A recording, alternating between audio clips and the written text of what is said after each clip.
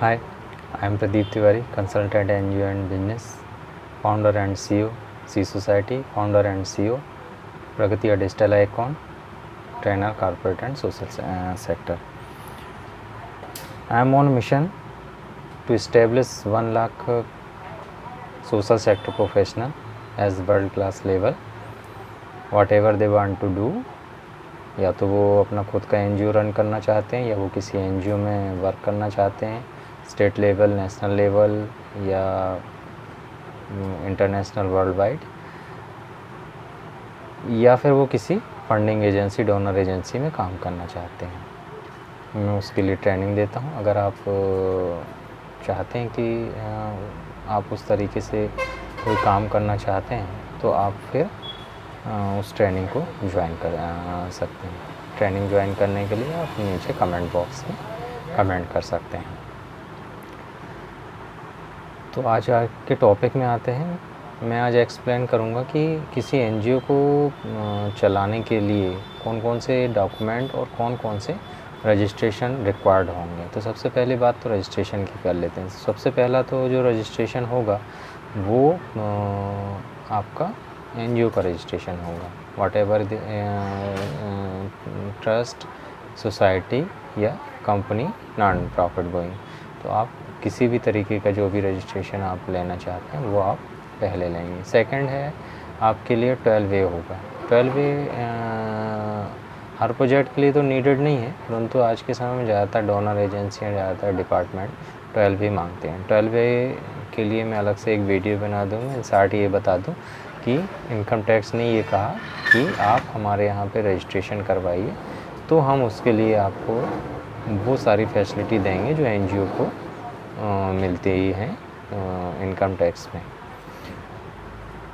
सीधा सिंपल उस डेफिनेशन है। फिर उसके बाद में उसके लिए मैं एक अलग से वीडियो बना दूंगा। उसके बाद ATG है जो कि डोनेशन के लिए है। आप किसी से डोनेशन लेंगे तो उस बंदे को या जो भी ऑर्गेनाइजेशन उसको ATG के तहत उसको भी फ़ायदा होगा। आपको तो उससे डोनेशन मिलेगा मगर उसको भी उसके टैक्स में रिबेट मिलेगा।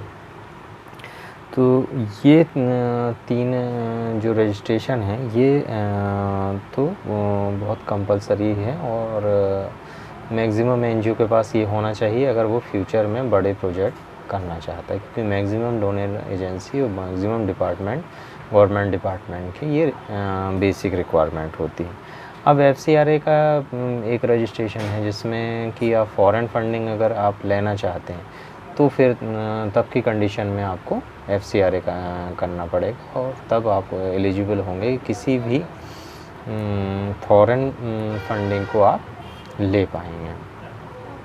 तो बात हुई रजिस्ट्रेशन की। अब कौन कौन से डॉक्यूमेंट रिक्वायर्ड होंगे जो कि उसके लिए किसी एक NGO को रन करने के लिए या प्रोजेक्ट को पाने के लिए रिक्वायर्ड होंगे। तो सबसे महत्वपूर्ण जो है डॉक्यूमेंट, एक तो सबसे बड़ा उसका है रजिस्ट्रेशन का लेटर जो उसको रजिस्ट्रार ऑफिस से मिलेगा, सबसे इम्पोर्टेंट है। उसके बाद में उसका इम्पोर्टेंट होगा बायलॉज कि वो आप किन किन उद्देश्यों से काम करना चाहते हैं, वही उद्देश्य मीट करेंगे डोनर एजेंसी से या डोनर डिपार्टमेंट से कि आपको वो किस किस तरीके का फ़ंड आपको वो दे सकेंगे और आप किस किस तरीके के फ़ंड ले पड़ेंगे। वो सारा कुछ डिपेंड करेगा आपके उद्देश्यों में जो कि किस में होंगे, बायलॉज में होंगे। तो ये दूसरा हुआ। तीसरा जो है वो है आपका ऑडिट रिपोर्ट। ऑडिट रिपोर्ट ये शो करेगा कि आपने क्या क्या काम किया है और उस काम करने का आपका लेवल क्या है, मतलब किस कौन कौन से काम किए हैं आपने। एक तो उसकी क्वालिटी बताएगा, दूसरा ये किस किस लेवल में काम किया आपने। 50,000 का काम किया, 1 लाख का काम किया, 5 लाख का काम किया, 10 लाख का काम किया, 50 लाख का काम किया, 1 करोड़, 5 करोड़ का काम किया।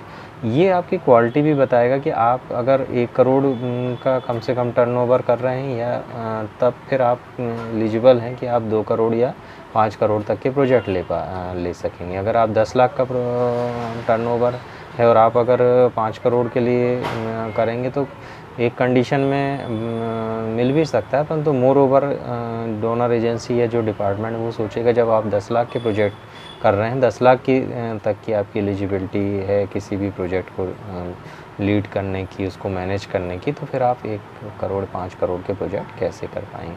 तो ये आपके ऑडिट रिपोर्ट ये सारी चीज़ें मेंशन करता है। ऑडिट रिपोर्ट ये भी बताता है कि आपने किस किस सेक्टर में क्या क्या काम किए हैं और क्या आपका अचीवमेंट रहा है।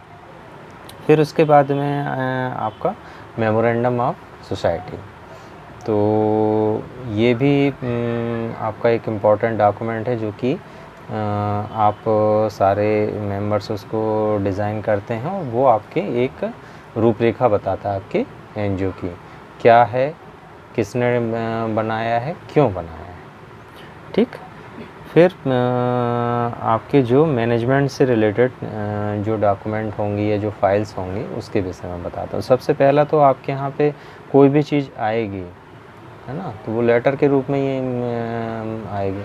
तो फिर उस लेटर के रिसीव करने के लिए आपके पास एक रिसीविंग रजिस्टर होगा जो कि आप मेंटेन करेंगे। तो हर लेटर जो होगा उस रिसीविंग लेटर में आएगा। सेम जब आप किसी को भेजेंगे तो आपके पास में एक जावा का रजिस्टर होगा, आउटगोइंग रजिस्टर होगा, जिसमें आप उसका वो करेंगे। एक मैनेजमेंट का बहुत अच्छा फंडा है जिससे कि ये क्लियर हो जाता है कि हमने किस किस से डॉक्यूमेंट रिसीव किए, लेटर रिसीव किए और किन किन को हमने भेजा और उसका प्रयोजन क्या था, किस कारण से उनको भेजा गया। फिर कार्रवाई रजिस्टर एक होगा जिसमें कि आप जो मीटिंग करेंगे, चाहे तो आप वो मंथली करेंगे, चाहे तो आप 3 मंथ में एक बार करेंगे, या फिर जो भी आप का बोर्ड ऑफ डायरेक्टर तय करेगा उस तरीके की आप मीटिंग करेंगे। तो वो मीटिंग आप की सारी चीज़ें क्या क्या उस मीटिंग के बिंदु थे, क्या क्या आपने उद्देश्य लेके उस मीटिंग को किया था और फिर उस मीटिंग में क्या चर्चा हुई और फिर उसमें क्या निर्णय हुआ, ये सारा उस कार्रवाई रजिस्टर में होगा। फिर एक अकाउंट रजिस्टर होगा जिसमें कि एक लेज़र होगा और एक कैश बुक होगी। तो हर किसी का एक लेज़र होगा कि आप किस पर्टिकुलर मद में क्या क्या खर्च कर रहे हैं और वो फिर जिस तरीके से कैश बुक में आएगा वो उसमें फ़्लो होके कैश बुक में आएगा। फिर रजिस्ट्रेशन लेटर जो कि मैंने पहले ही बताया आपके पास में होना चाहिए। 12A का सर्टिफिकेट है वो आपके पास हो तो बहुत बेटर है। टीजी का रजिस्ट्रेशन सर्टिफिकेट है वो आपके पास होगा तो बहुत अच्छा होगा। फिर मेंबर्स की डिटेल्स की एक फ़ाइल होगी जिसमें सारे मेंबर्स की सारी डिटेल्स होंगी, वो कहाँ रहते हैं, उनके पिता वो कौन है, उनके पिता का क्या नाम है, वो कहाँ रहते हैं, फिर उनकी मोबाइल नंबर और जो भी डिटेल्स आप रखना चाहते हैं वो सारी चीज़ें उसमें होंगी। फिर बिल की एक फ़ाइल होगी। एनजीओज़ में बहुत सी चीज़ों में छूट है, सोसाइटी रजिस्ट्रेशन एक्ट में बहुत सी छूट है, परंतु उन सब के लिए आपको बिलिंग करनी पड़ेगी। मतलब आपके पास में हर चीज़ का आप 1 रुपये भी खर्च करते हैं तो उसका आपके पास में बिल होना चाहिए। तो वो बिल और वाउचर ये दोनों की फ़ाइल आपको मेंटेन करनी होगी जो कि आपको पर ईयर ऑडिट करवानी होगी कि आप इस मद में आपके पास में पैसा आया और आपने इस मद पे उसको खर्च किया, कैसे किया वो भी डिटेल आप कराएंगे। और उसको बेटर होगा कि अगर आप किसी सीए से, चार्टर्ड अकाउंटेंट से उसको ऑडिट करवाएंगे।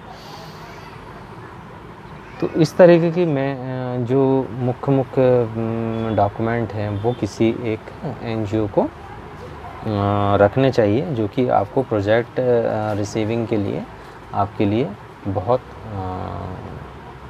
एक ज़रूरी होगा।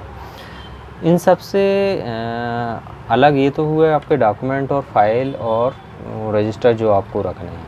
एक बहुत इम्पॉर्टेंट चीज़ मैं आपको बताना चाहूँगा जो आप बना सकते हैं, जो आपको किसी भी प्रोजेक्ट को दिलवाने में बहुत मदद करता है, वो है आपका एनजीओ प्रोफाइल। एनजीओ प्रोफाइल क्या होता है? एनजीओ प्रोफाइल में आपकी सारी डिटेल होती है, आपकी संस्था किस एक्ट में रजिस्टर्ड हुई है उसका रजिस्ट्रेशन लेटर होगा। फिर उसके बाद में उसमें सारी डिटेल उसकी होगी कि क्या आप किन उद्देश्यों को लेके काम करना चाहते हैं, आपके पास्ट अचीवमेंट क्या थे, आपका टर्नओवर कितना पर ईयर टर्नओवर कितना था, कौन कौन मेंबर आपके ऑर्गेनाइजेशन में हैं, किन उद्देश्यों को लेके आप काम कर रहे हैं, आपने क्या अचीवमेंट किया, एक फ़ोटो गैलरी भी आप इसमें अटैच कर सकते हैं, जो कि आपके अचीवमेंट्स को दर्शाएगी कि आपने किन किन प्रोजेक्ट में काम किया है और उन प्रोजेक्ट में आपके अचीवमेंट्स क्या रहे हैं, वो सारा ये एक फ़ोटो गैलरी आपका शो करे। तो ये किसी भी डोनर एजेंसी या किसी भी डिपार्टमेंट के लिए बहुत इजी हो जाता है कि वो आपकी इस एनजीओ प्रोफाइल के थ्रू ये जान सकेंगे कि वो आपका एनजीओ ने क्या क्या काम किया, किस लेवल का है और किस लेवल का तक का हम इसे डोनेशन दे सकते हैं, किस लेवल तक का वर्क हम इसे दे सकते हैं। तो थैंक यू फॉर वाचिंग। आप अगर किसी भी तरीके की एनजीओ से